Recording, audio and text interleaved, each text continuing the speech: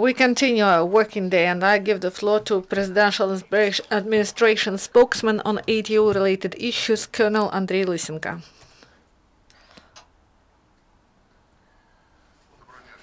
Good afternoon, dear colleagues. And before starting our overview of the events in the ATO area, separate news. Today at 7:56 a.m., Volkswagen minibus was blown by the explosive device. This vehicle was in the territory of that is occupied, and this happened at a distance of 600 meters from Mariinka checkpoint. This automobile was in the queue from the territory of DPR. The driver went to the roadside and didn't notice the signs warning of danger of mines. And there were 5 people in the car, and due to this explosion, 3 people died at the site, and 1 person died on the way to hospital. And now field engineers work there, and the representatives of Donetsk Oblast Prosecutor's Office, and also the representatives of OSCE. And we call on mass media to be vigilant, because this incident can be used by Russian propaganda. And we remind that according to the Ministry of Foreign Affairs of Ukraine, Russia spends about $2 billion on information provocations. And we remind that this very day, 1 year ago, the militants shelled Kramatorsk with Smerch and taking the lives of 17 residents. Our condolences to the relatives, and we say that no one will be forgotten. And the situation remained the same in Lugansk area, according to the information of civil and military administration. The militants shelled with mortars the positions of our troops in Stanitsa Luganskaya. In Donetsk and Mariupol area, the militants delivered low-intensity fire, and they used sporadically heavy weapons and APCs. During the last 24 hours, in the course of the military actions, no Ukrainian serviceman was killed or injured. In Donetsk area, the militants were the most active at the front line near Zaitsev and Mayorsk.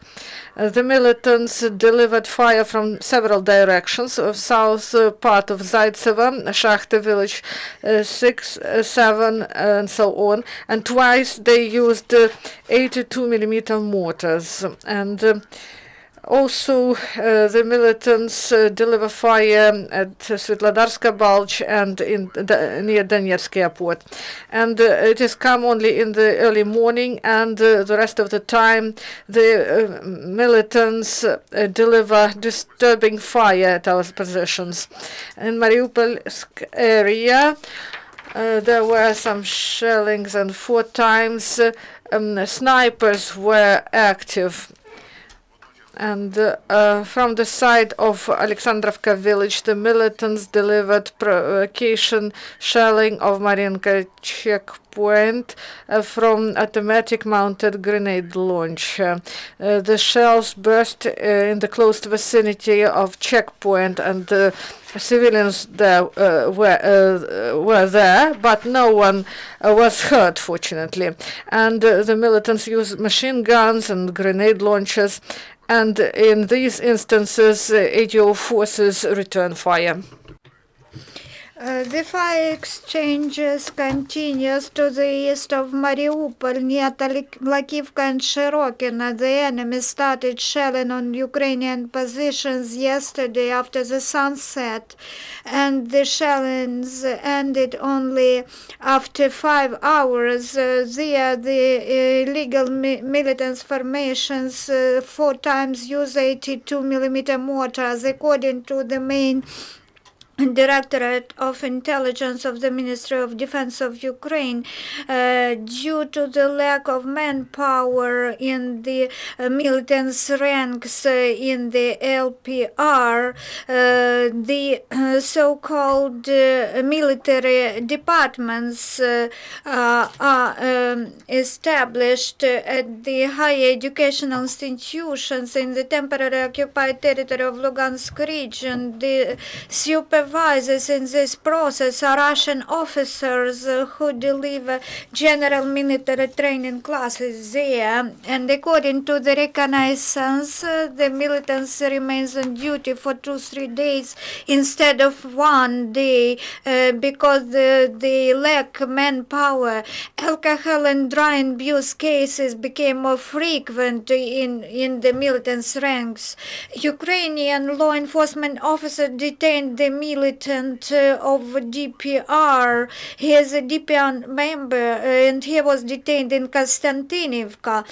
He was in the illegal military formation of the troops from Don since autumn 2014. Also, the operative officers jointly with the military men revealed 2 arms caches where there were 3 grenade launchers, RPG-18 and RPG-22 with 2 shells to RPG-7. It was found that one of the rounds was produced in Russia in 2008.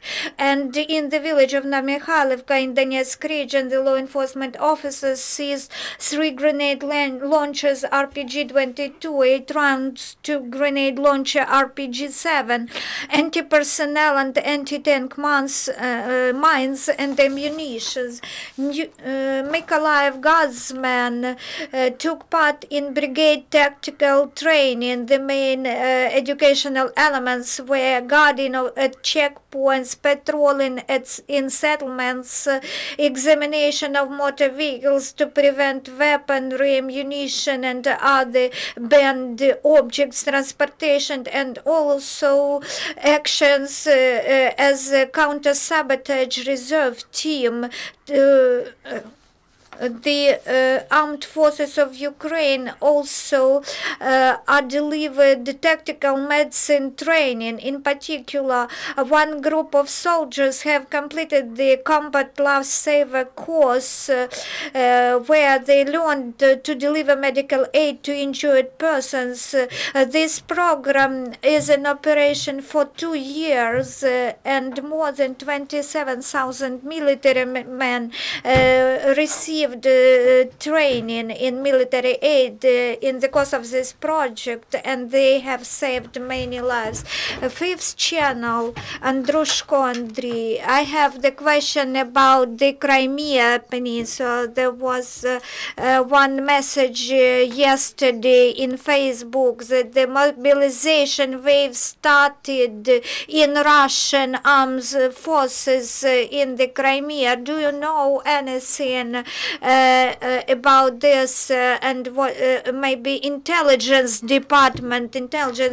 service said something in the southern horizon of Russian Federation forces, including in the Crimea occupied by Russia. The Russian Federation now conducts training. That is why they now launched conscription wave, including in the Crimea Peninsula. In order to conduct those trainings. There are no more questions. Thank you, Mr. Lysenko. The next event will be in 5 minutes.